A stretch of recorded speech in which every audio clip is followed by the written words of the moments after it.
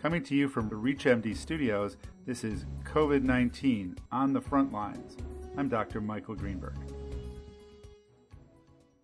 Surviving. For me as a physician and as a human being, what's going to get me through this is peace of mind. And the best way I know to create peace of mind is, number one, get out of my head and help somebody else. And number two, talk about it. This is really important. I have a bunch of colleagues, some doctors, some not, and we meet every couple days or even sometimes every day lately. And we just talk to each other about how we're feeling. Because the truth of it is, I'm pretty calm and pretty chill about this, as you could tell. But inside of me, there's still a part that feels like it's in free fall. Like, I don't know what's happening today. I don't know if the whole U.S. is going to get shut down. I don't know if I'm going to get economically wiped out in the next few. All these fears go in my head, and they're like in this free fall. I can't answer them. So expressing them to somebody else really helps. When you share a problem with somebody, you cut your burden by half. I know that's kind of a spiritual cliche, but that's kind of how I'm living these days. There are many, many groups that are forming online, discussion groups. There are 12-step groups.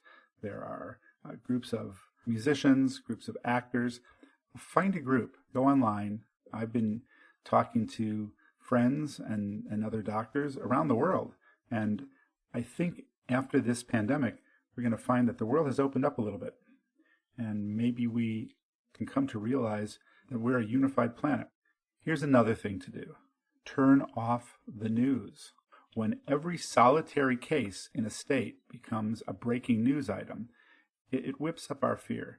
I think the way we're going to get through this is to work through those fears. And the thing I talk to patients about with fear when they come in, and this was prior to the virus, I'd have lots of patients who are scared of having a melanoma or having something serious, and I would talk to them about fear being an acronym. The letters stand for fantasized events appearing real. So people who come to me with a seborrheic keratosis on their arm believe it's a melanoma and they see themselves dead. When I explain that, that's what it means. It also can mean F everything and run away, which is not what you want to do from a fear. I talk to them about staying in the now. Staying in the antidote for fear is to stay in the here and now. Ask yourself a question, what's happening now? And I give them the example of two guys who jump off of a skyscraper at the same time. And you know what's going to happen 20 seconds later. However, the guy who lives in his fear screams all the way down. The guy who stays in the moment, or in the now, as he passes by each floor, he goes, well, it's not too bad yet. It's not too bad yet. It's not too bad yet, all the way down. So I tell patients to take an immediate inventory. All right, what's happening now? Are you infected? No. Do you have clothes on your back? Yes. Do you have food in your stomach? Yes. Do you have a place to shelter? Yes. Are you on the phone or visiting me? Someone that you like to listen to or be with? Yeah. Okay, so it's not too bad in this moment. And that's the first week of really dramatic changes in my life and in my practice.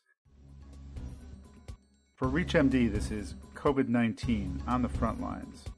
For continuing access to this and other episodes, and to add your perspective towards the fight against this global pandemic, visit us at reachmd.com.